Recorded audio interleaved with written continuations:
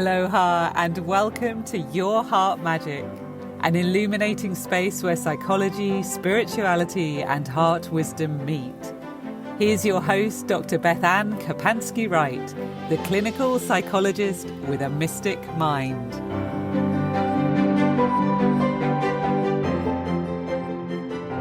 Aloha, everybody. Welcome to Your Heart Magic. This is Dr. BethAnne Kapansky-Wright, and we are talking about empowering the Empress on today's podcast. We've been doing a really fun series every other week called Archetypes of the Tarot, where we have been diving into each of the major arcana cards and relating to them as an archetype that helps us understand an aspect of human experience that we can all relate to. That's what an archetype is. It is kind of this prototype, this avatar that holds these qualities and attributes that would be typical of that particular prototype, archetype, category. And we are looking at not only what do they mean, but how do they apply to us?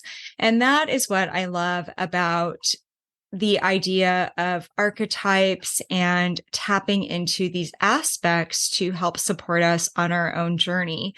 Sometimes it's easy for us to relate to certain ones rather than the others. That's really normal based on who we are and our personality.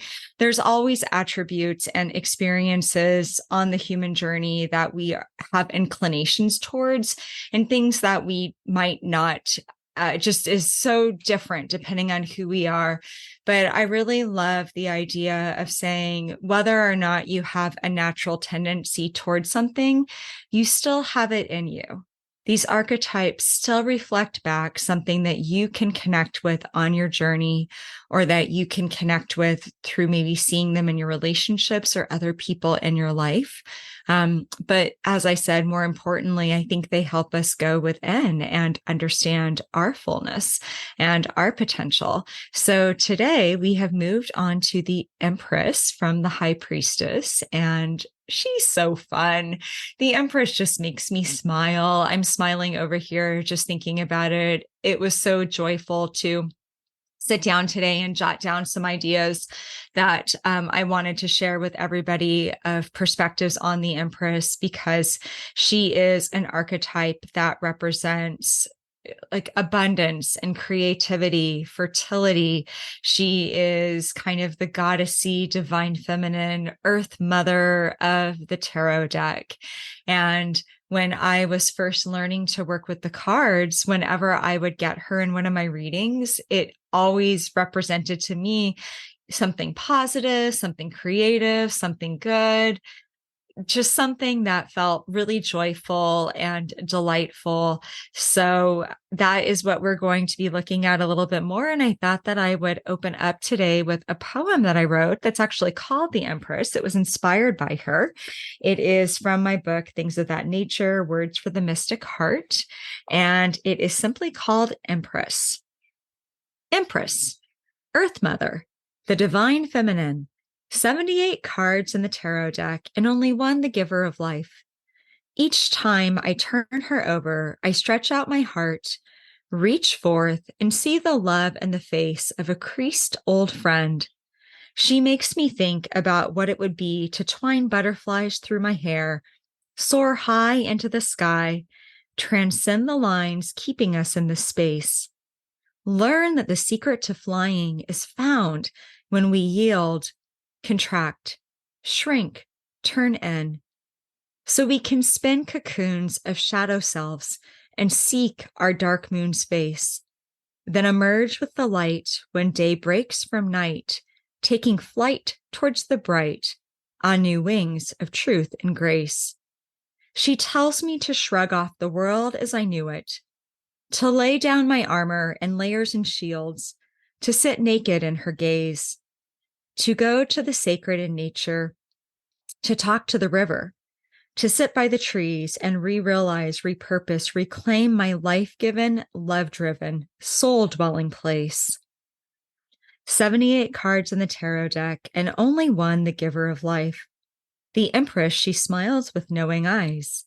an archetype of abundance, matriarchy, wise. She reminds me to gently spiral within, run free with the wind, learn the secrets of wing and hoof and fin, to trust myself down to my heart depths inside, that there awaits my divine.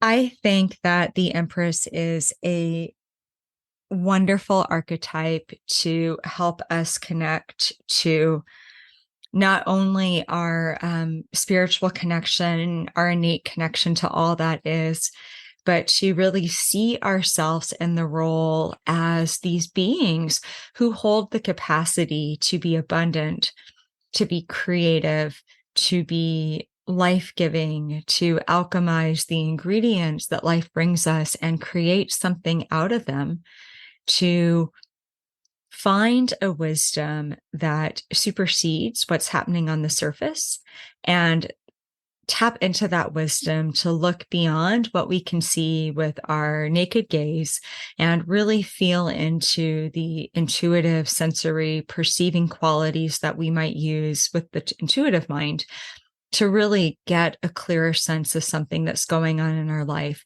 The Empress knows there's always more to things than meet the eyes, and she sees things from a more holistic point of view.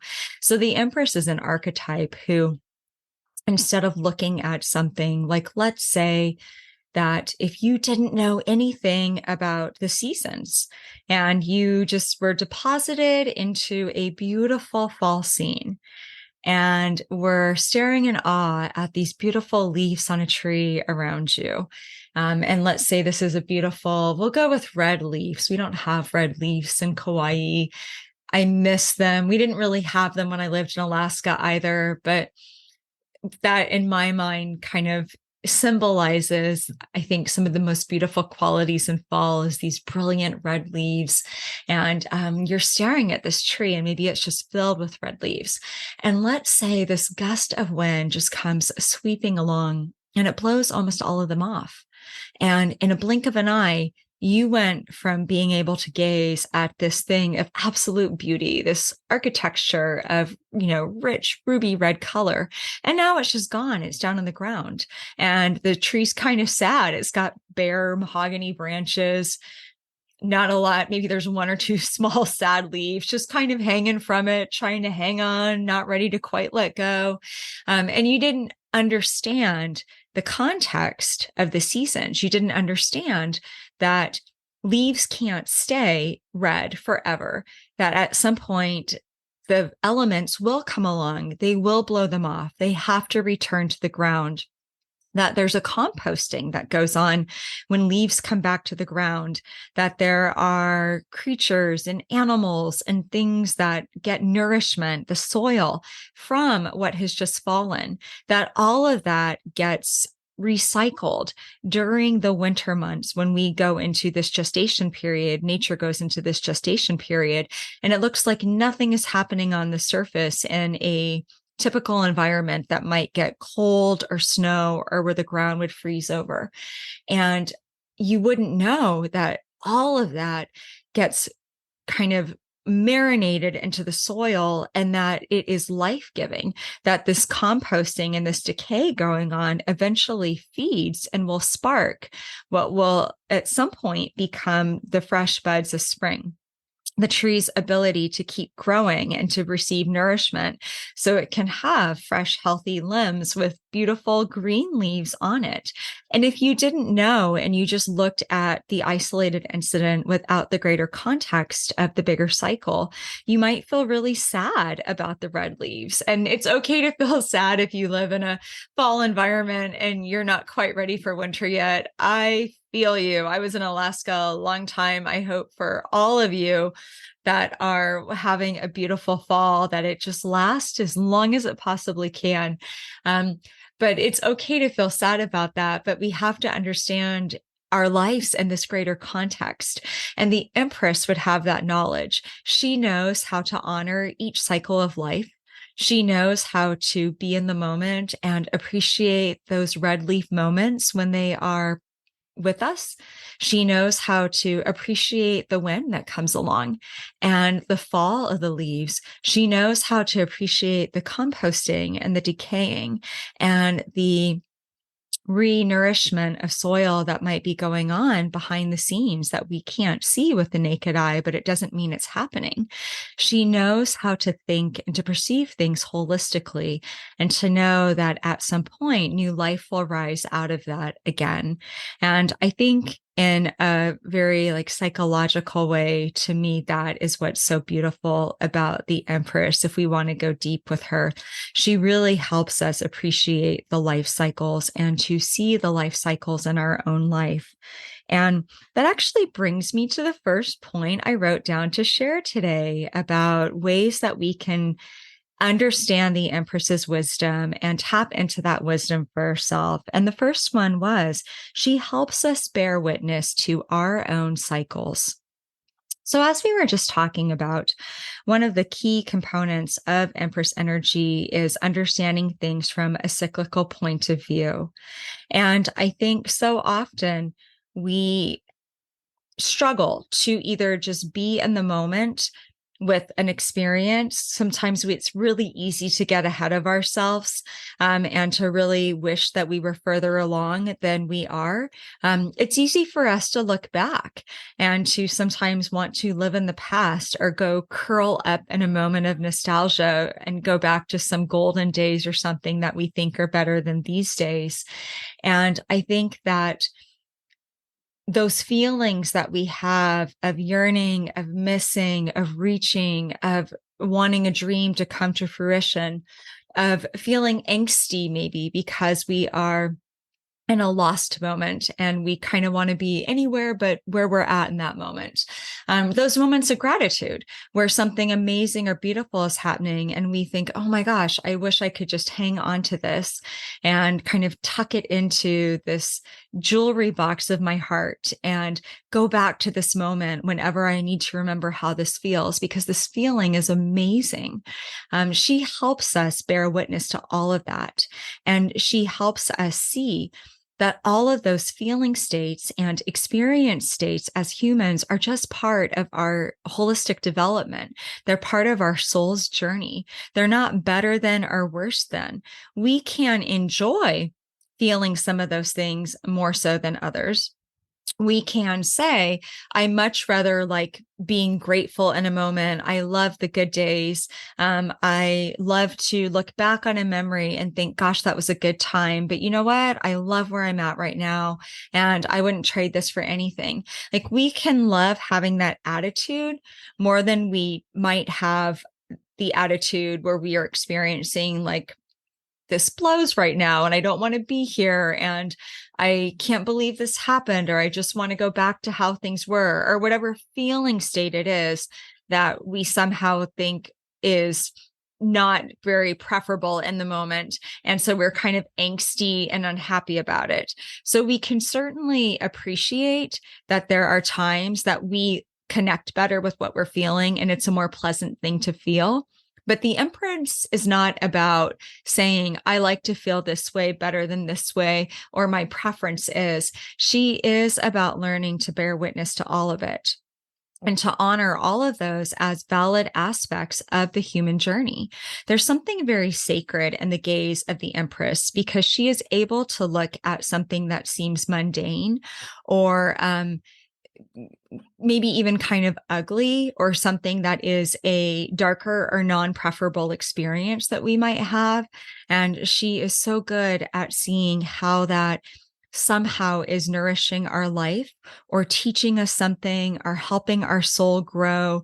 She can help us find that higher wisdom and see things from a higher perspective. And so often when I'm thinking about the Empress, I really connect this to the idea of connecting with my wise being.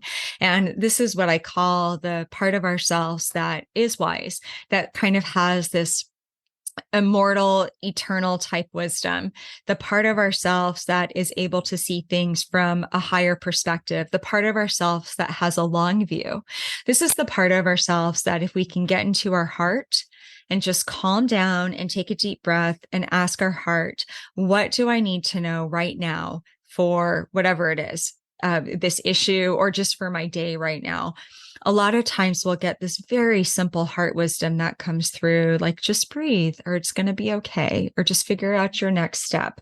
And our wise being knows what the next step is. We talked last time we were doing the archetypes about how the high priestess really is also connected to our wisdom, and that the high priestess is connected to rites of passage in our lives and understanding inner transformation and understanding how we go through these transformative experiences in our life and how that grows us and opens us up spiritually. And so the Empress is more of an integrated sense of that knowledge. And the Empress has like the celebratory vibes. I feel like the high priestess can feel very mysterious. She can feel kind of heavy. She can feel a little bit dark to me because she is not afraid of the darkness.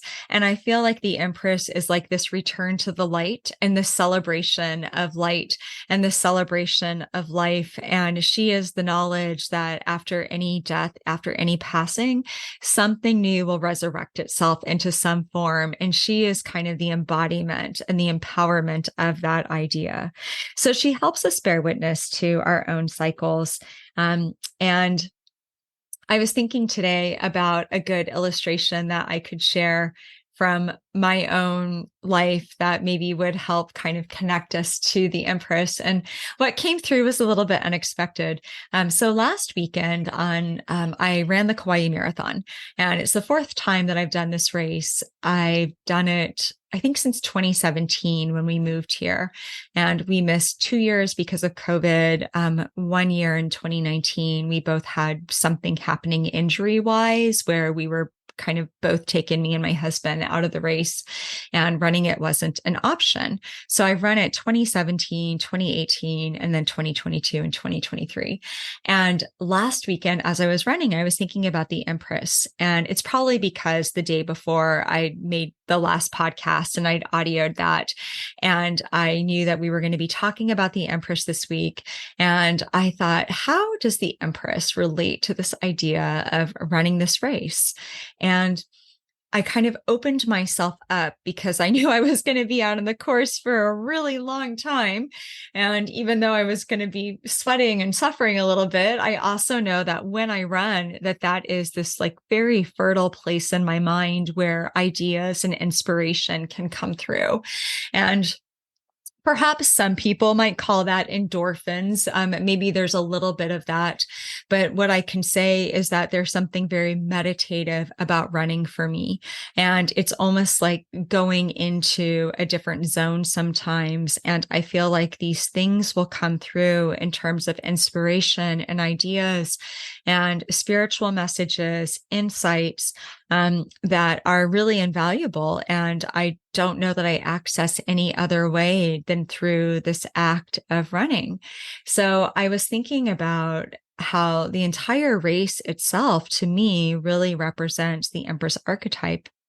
And that's kind of a strange archetype to think of, with running like that. You might think about the chariot archetype. The chariot in the deck is really about like willpower and drive and reining in opposing forces to like secure victory. You might think about the sun, which is also a card in the deck about like success and victory and overcoming and all this bright energy. But for me, when I do this race, I really think of it as a rite of passage, that it is kind of this almost ceremonial in a sense for myself, where I feel like it's an initiation every year that represents the end of summer. It represents moving into another year on the island.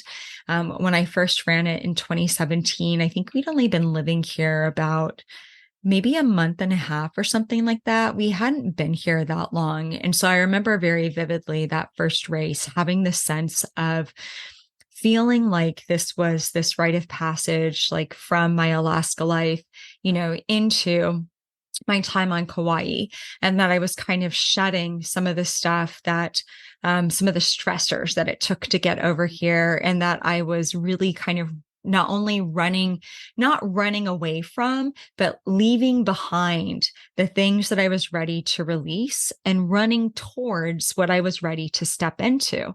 And so there's something about it that feels kind of sacred to me, which is wrapped up in this bigger athletic event that's happening for, all these individuals who are out there for their own reason doing it. So as we began the race, I'm on my rite of passage where I'm thinking about, all right, like this is the fourth time, where am I at? And I spent some time during those first 6-7 miles. They take you from Poipu is where the start is. It takes you up this tree tunnel. And usually like that's the time that I think about, like, where were you last year running this? Where are you now? Sometimes I'll think about, what are you leaving behind? Like, what are you running into? And all of this is just mixed with normal experiences of noticing other runners and kind of checking in with myself and noticing how I feel. Do I feel like I have a lot of fire that day? Do I feel tired already? That's never a good sign. I always have a little bit of a sense of surreality to it, where there's like, okay, like you're really doing this, like you're going to be out here on this course for the next few hours, like it's actually happening, and the race itself it's a little bit surreal. We got up at 3:15 a.m. to leave our house around 4 something so we could be there a little bit after 5. It's over an hour drive.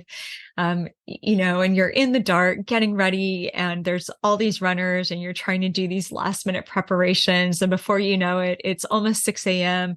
and everybody's being herded in this mass start to the start line.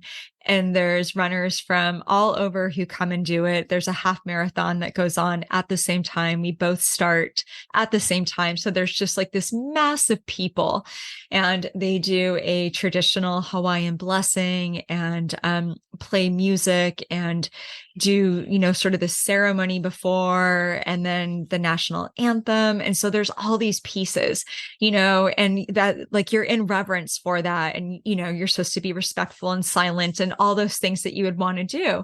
And then once that's done, the loudspeakers come back on, and usually they're playing like Eye of the Tiger or all this pump me up music. There is this strange juxtaposition of energies happening that, again, it's very surreal.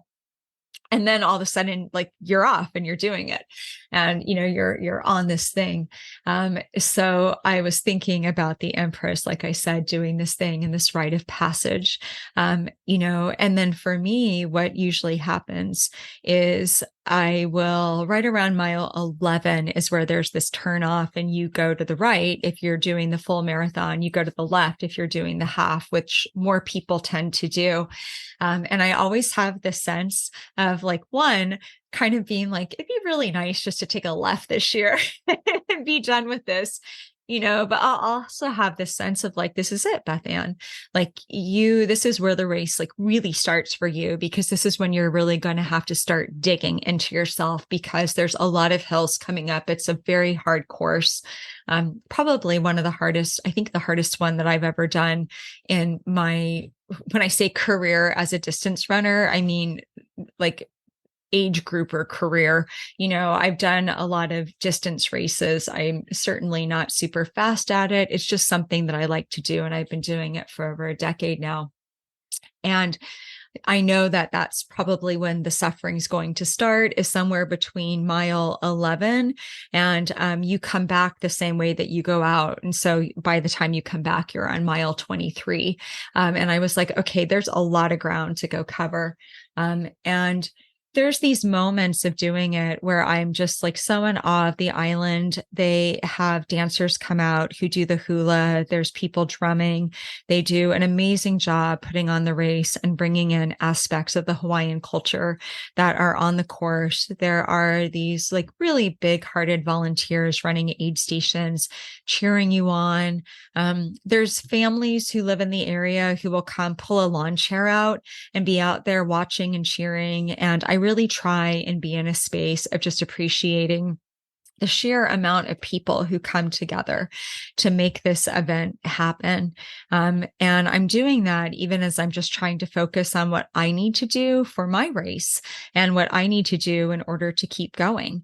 And kind of checking into my body and tuning into myself and making sure I'm throwing in a gummy, every 30 minutes and taking in water when I get to the aid station. And for me this year, there's always kind of that point where you know that you might hit a wall or things could get really hard. And the hope always is that even though that's coming, that it never gets too bad. This was a tough year. I fell apart right around mile 19 and started to have a really bad stitch in my side. I've got some vocal cord dysfunction. That is an issue. It has been a long time when I've done these things. I just have to take it into account and sometimes slow down and make sure that I'm breathing so that I don't go into some sort of episode with that and start having a breathing attack and freak out everybody around me because it's really scary sounding. And it was definitely a point from like mile 19 through just about 26. I think it was like the last 0.2 miles that I finally eased up and I could see the finish line, that I was definitely paying the price and letting I'll say the marathon exact the price that it was going to take for me this year in order to get to the finish. And there was a lot of physical suffering that went on in that time, but I've done enough of these that I was like, okay, you can't run fast right now. You can't run particularly well, but when you're able to, like, run, even if it's badly, like, you're here to run. So even if you're doing a sad shuffle, run along, and so I'm kind of running along. And I never did not think about the Empress during this. Like, she was always mixed up somewhere in my mind, and I'm going somewhere with this. So stay with me on the story. And I finally got to really close to where I was about 2 miles out from the finish line. It was really hot by then. It was over a 4-hour marathon for me, closer to, I think, 4:40 this year. And I was really, really starting to burn, and there is no shade. You're just out there on the hot pavement. I was just kind of miserable, and knowing that what was coming was going to be worth it, but also wanting to be anywhere but here in that moment and thinking, oh my gosh, I wish I could have like a bolt of energy that helped me get there faster. And it never came. I was just doing good to hang on and run, and to sweat and burn and hope that I didn't get burned too badly. And finally you see the finish line and people are cheering you on and you cross. And I was kind of a miserable heap for a little bit, just trying to recover, get water in. My husband's much faster than I am. He was in there, I think, almost a full hour sooner than I was, and had a really great time for him. So he was waiting for me. We had other friends there who ran it with us, and, kind of start to go into post-race recovery and really start to absorb, okay, like, you're done for this year, and let that sense of satisfaction begin to come in. And I always think the end of the ceremony is not just crossing the finish line. It is walking back to the car afterwards, because of course we were parked, I don't know, like a mile away or something, not by the end. So you're walking back in these feet that are beat up, and I've got a couple toenails falling off, and it's still hot out. It just got hotter. And then there's an hour drive, if not more, to get back home at that point. And then we had a couple dogs who were very excited to see us and needed a walk right away. And I remember, like, coming in, finishing the walk. At that point, I'm showered, stuff is put away, the dogs are happy. It's like 2:00 in the afternoon or something, 2:30 in the afternoon at that point. I just sat down on the couch. Oh my gosh. And I had that big breath. I took that sigh of relief and I was like, I'm done. I did this thing, check for another year. So how does that relate to the Empress?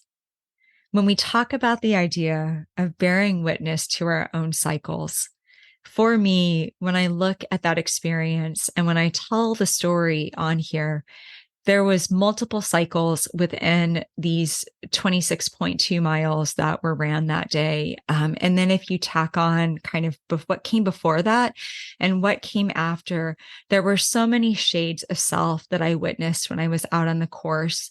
There were so many aspects of myself that popped out, from the part of me that just wanted to be done. But that's the quieter voice. I'm a very determined person. And so the louder part of me, I like to think of her as Coach BethAnne, is the one who's just like, I don't care if you can't run well, just run bad, but just keep running. I had the part of me that was the wise woman who was having these moments of like, oh my God, like we're out here and there's all these people and they are from all walks of life. Some of them are from Kauai. A lot of them are from different countries, different states. There are people here of all age groups. There are different people here of all abilities. And some of them are going to run this course so fast in times that I can't even imagine. The winner of the marathon itself, he was coming back at like mile, whatever it was, 22, I think, when I was crossing like mile marker 13. And because it's an out and back at that point, and he came like roaring past me. And I thought, oh my gosh, I just am like a little over halfway through, and he only has like 4 miles left. That's amazing. And then there was people when I was the one coming back who were kind of still going out for the out and back. And I was seeing them walking up the hill and sometimes jogging up the hill. And I knew they were going to have a really long day. And it didn't matter who you were. We all did the same course. I just think that's amazing. That's what I love about things like this, is that when it comes down to it, everybody's out there for their own reason. They're out there at their own ability level. They're out there just doing their thing and being themselves for their own reasons, with their own things that they want to get out of it. You know, I had moments out there where I thought about my husband. I'm so proud of him. He's such a fast runner. And it's just amazing to me because he finds this fire in him where he will just kick it up to this higher octane that I don't seem to possess as a runner. So I'm kind of in awe of it athletically, how he does that. And he'll turn these times in that I'm just like, oh my gosh, that's amazing. He got first in his age group again this year. And we have this collection of plates on the wall from him getting first in his age group because he's really good at what he does. And I had just the sense of being connected and thinking of, our relationship and the dogs back home and the cat back home and how are the pets doing and our life on the island. And I went into sort of this family place. Every aspect of myself was out there on the course that day. That's the Empress. She bears witness to the full of our cycle. She is able to honor all aspects and all shades of self.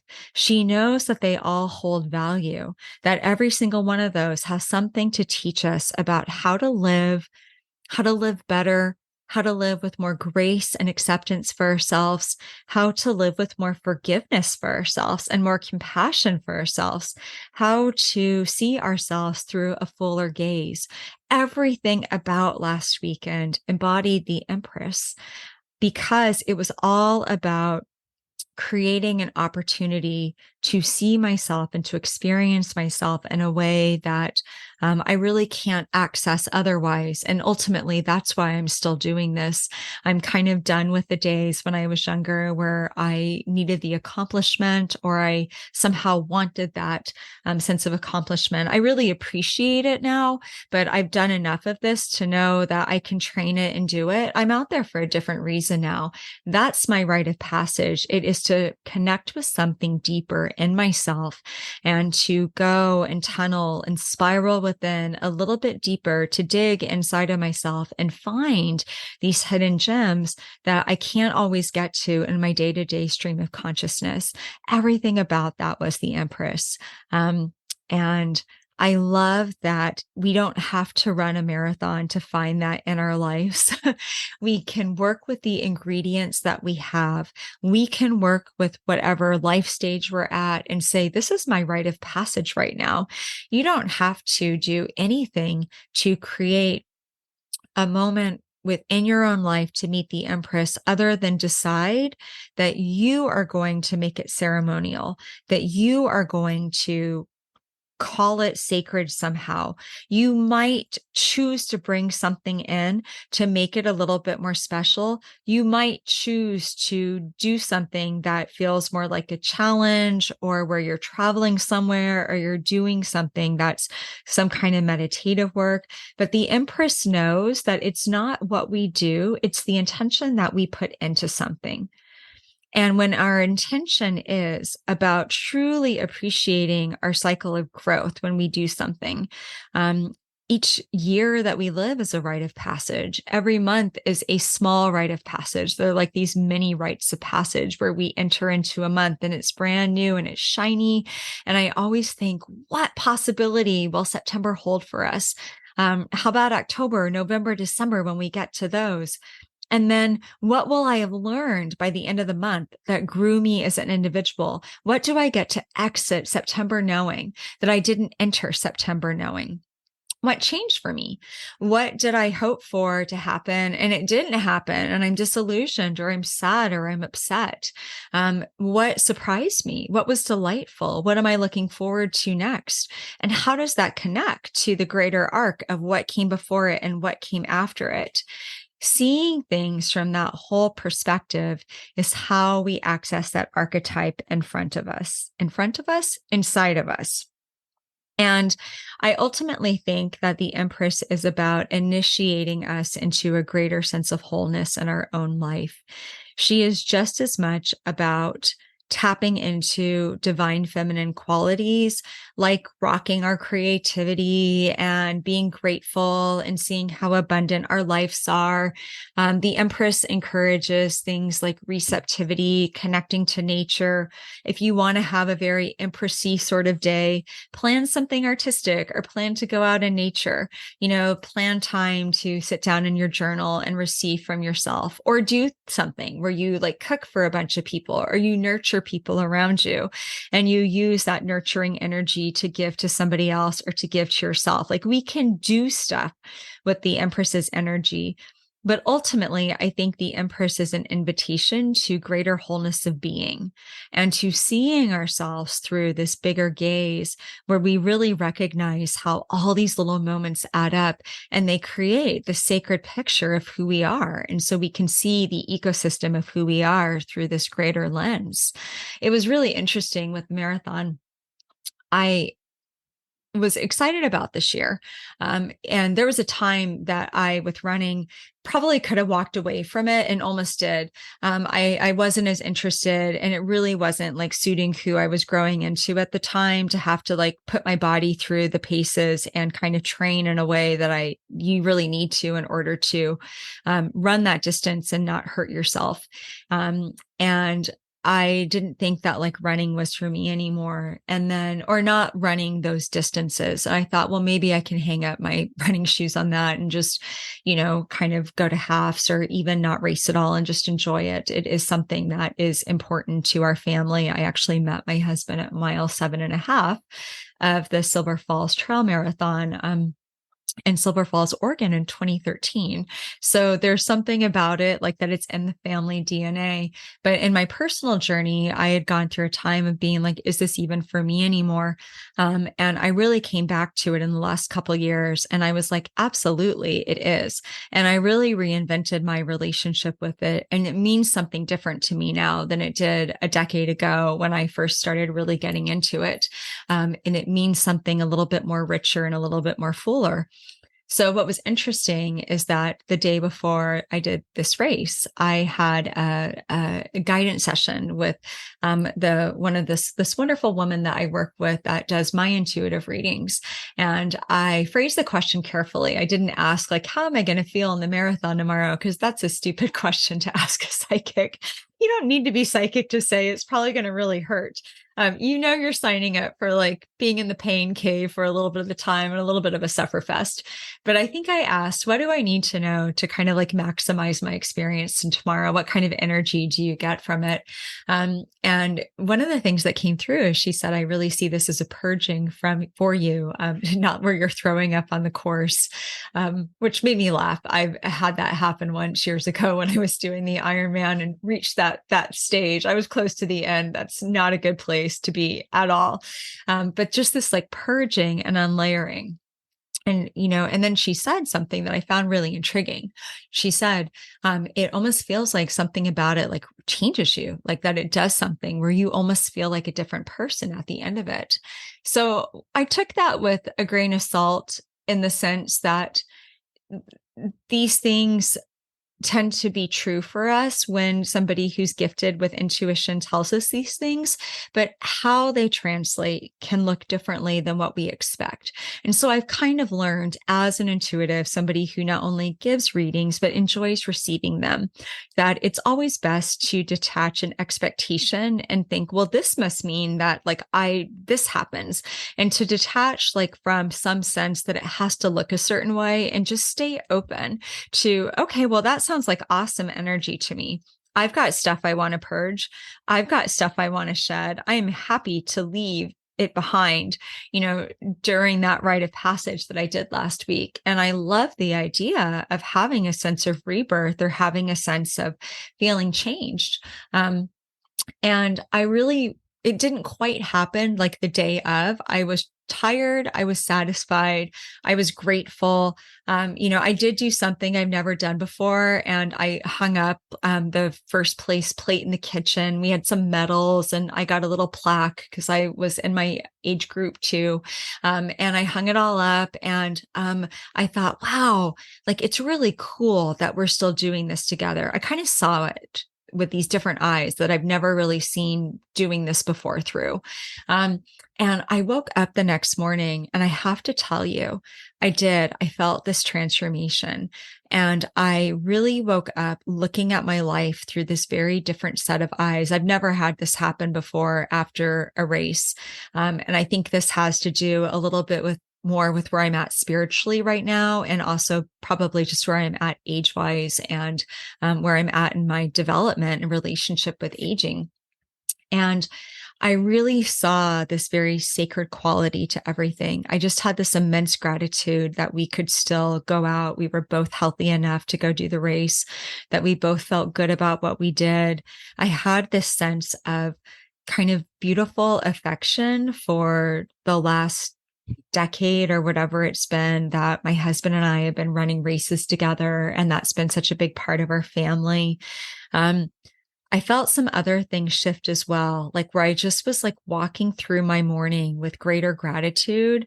I really had this profound appreciation from the season that I just went through this last summer and the experiences that happened. Something about that. I'm really excited to sit down and write about some of those things. I feel like I spent this last 3 months harvesting, kind of growing crops. And then I harvested them over the last month as everything kind of came to fruition.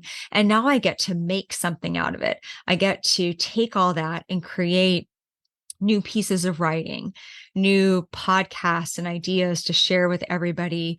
Maybe some new poems will come from that. I get to take these experiences and be enriched by them and kind of see what I have as we go into the fall cycle, at least fall in the Northern Hemisphere. And as I move into a time in life that's slightly slower than some of the busyness of the summer. And I felt changed, and I'm still feeling into that. But it gave me something that I don't know if I could have accessed it a different way. And I'm really grateful I did it.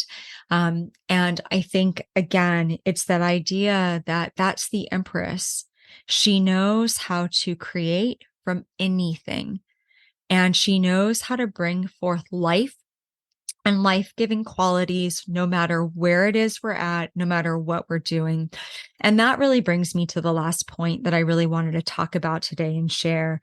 And that is this idea that all experiences hold value, and when we can connect with the Empress inside of ourselves, we're able to find the life-giving values and experiences in anything that's happened. We are able to alchemize our circumstances, our events, our feeling states, our different shades of self, and create something new from them. The Empress can help us take something that on the surface looks like a race, right? That's all it looks like. It's an accomplishment and all that. But she took it and she helped me find something deeper in it that is so much more meaningful than a number or I did this thing. There's something about it that grew me as an individual. The Empress is the archetype who helps us take a season of loss in our life. And in that season of loss, she helps us find patience when we are not able to connect with life because we need to understand and honor death and understand and honor what we've just lost. She patiently will help us say, I know there's new life waiting on the other side of me for this. I'm not there yet.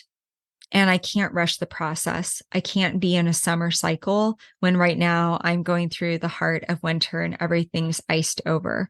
But she will give us the knowledge that if we stay with ourselves and we stay with what we're feeling, that we will spring up, we will grow again into something new. And we will discover how to tap into that and find out what that new life is holding for us when the time is right. The Empress is what helps us take a mundane week where we're like, nothing special is happening right now. I'm kind of bored with my life. I'm kind of restless with my process. Maybe everything's okay or adequate, but it's not super exciting.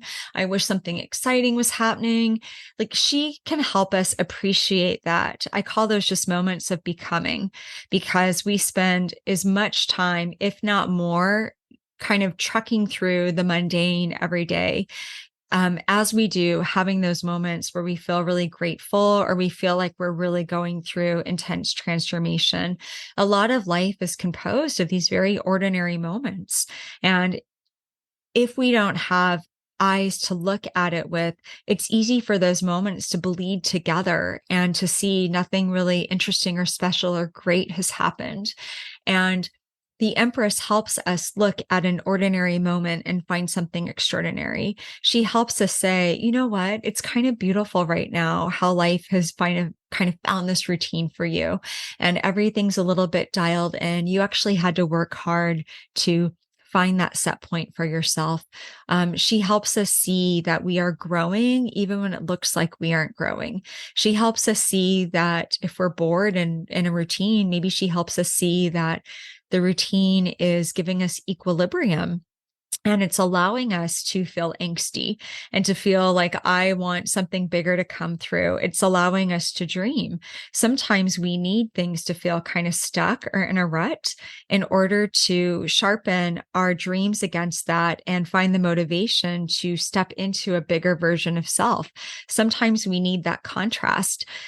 She helps us find these tiny moments and little hidden gems and gifts that help us extract life and bring new life from a period of gestation, a period of decay, a period where things were composting. And I think that is so incredibly beautiful about her. And I want to share another piece of writing that, I put it, hang on a second. I put it down on the floor a little bit far from me. All right. And this is from my book, Lamentations of the Sea. And it's a piece called Exodus. I'm going to read the start and the finish of it and kind of skip a little bit of the middle section since it's a longer essay. And to drop you into when I wrote this, because it is a personal reflection, I wrote this in August of 2016. I lost my brother in January of 2016. And at this time in my life, I had really been going through this rite of passage through grief. And that summer, I started to come out from that place of death into a new space of life. I spent my winter going through the heart of the pain and really not being able to connect with, will anything ever feel bright again? I think I remember feeling like, oh my gosh, it's like half my lungs have been ripped out. Half of me is gone. I'm barely breathing right now. I don't know how I'm making it through. And I'm in this dark night of the soul, and I'm really angry at life because I've been through dark nights of the soul before. I never saw this one coming. And I really started to emerge from the cocoon and start to connect with these new visions of life. And at this point in time, we had made the decision that we are moving to Kauai by the summer of 2017. So I lived and experienced my last summer in Alaska from June, July into August, with the knowledge that this was it. This was the last summer. I wrote this as a reflection in August of 2016. Exodus. It's pouring rain and the geese are making a racket outside, probably discussing preparations for their annual fall exodus. It may only be late August, but the sunshine and blooms of June and July blinked, and here we find ourselves in Alaska's rainy season, the cusp of summer into fall, where there are clean scents of cool in the breeze, the beginning turn of the leaves, and a sun that is taking much longer to rise. Everything is changing, myself along with it. Part of me wants to flee with those geese and mass migration. After the claustrophobic grief of last winter, I cringe at thinking of plunging into another season of darkness. But a bigger part is ready to immerse myself in the change, knowing the season will be different. It's our last winter here, a finality that makes everything seem more cherished and heightened when you realize you will not experience these moments again. And it's the latter part who has spent her summer reveling in the change, contemplating how sacred and precious each and every day is. We live life sometimes like we are waiting for something big to happen, waiting for the moments that make it all seem worth it. But lately, I am realizing that every moment is the moment that tells us it's all worth it, that life is a gift. And even on dreary gray days like today, it is a privilege to feel and breathe and be, to embody what it means to be so human. It is the all of our experience, the full, that makes us who we are, not just the big moments. Having said that, there are big moments coming up, our move to Kauai, perhaps the biggest one of all. It has taken a great deal of courage to get to a place of recognition that if I want to ungroove myself from the deep ruts that feel like life and anchorage, I am going to have to manifest that change and trust life to support me in the process. We often forget that life isn't happening to us, that instead, we are in a relationship with life, and as such, life sometimes sits and waits, giving us free rein to make choices, preparing to meet us and work with us when and where those choices are made. The steps we take in our tomorrows, created by the decisions we make in our todays. Though there is a great deal before us that feels daunting, what felt impossible a year ago now feels realizable. The intentions and decisions we are laying down today, paving the way for a new tomorrow. We are our own powerful agents of change when we let ourselves be. In the meantime, the rain is falling, and I am cramming in all the Alaskan experiences I can. And we camped by a waterfall last weekend, absolute magic. And books are beginning to spin out of me when I have the time to weave. And I cried the other night when I realized that if I make it to 80, I will have spent half of my life without my brother. And the full moon is beginning to wane. And the geese are still nattering in Exodus. And there are candles burning bright as I write, warming the chill that has come with this morn. And it is a privilege to feel and breathe and be on this tired Tuesday, to embody what it means to be so human. And it is the all of our experience, the full, that makes us who we are.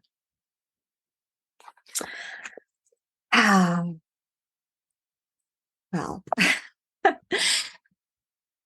that passage right there to me embodies the Empress energy. And as I said, I was in like this cusp of change, and something about wading through the trenches of death after Brent died and really understanding what it meant for his human existence to no longer be here on this earth in the form that it was.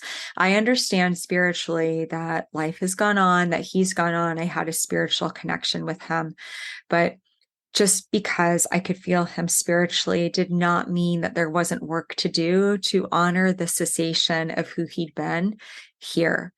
And in honoring that and understanding it and allowing myself to embrace the darkness that came from just facing death, it really helped me find my light and the light of possibility in my life.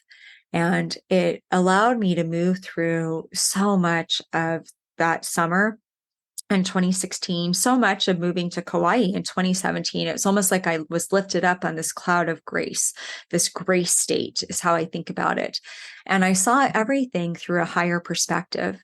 I saw it through this perspective of realizing like you will never live these moments again. And sometimes it's like good riddance. I don't want to. I don't ever want to feel those things again. I don't ever want to live what I lived from mile 19 through 25 again, at least not anytime soon. That sucked last week. I'm glad I'm not there anymore, but I can appreciate it.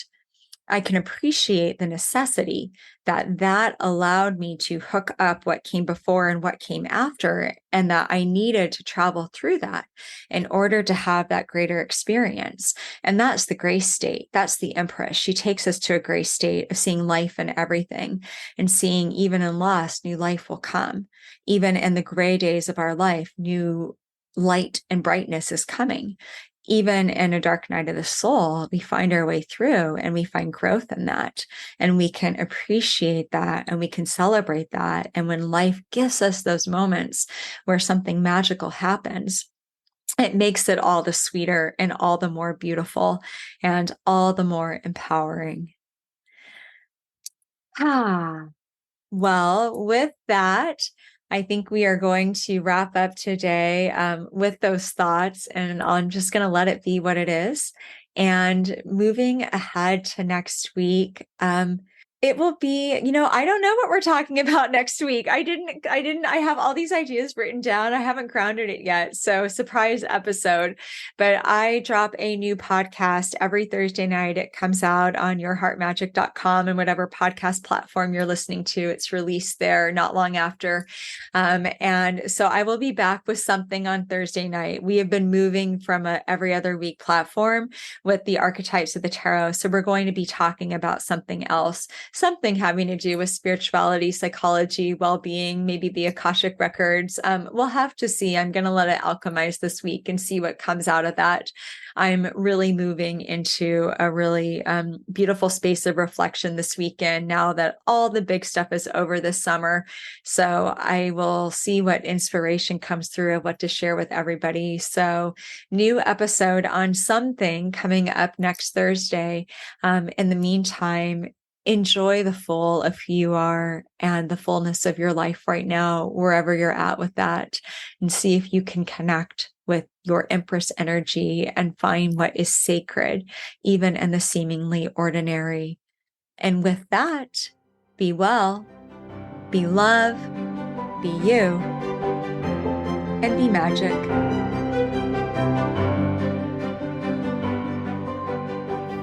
You've been listening to Your Heart Magic with Dr. BethAnne Kapansky-Wright.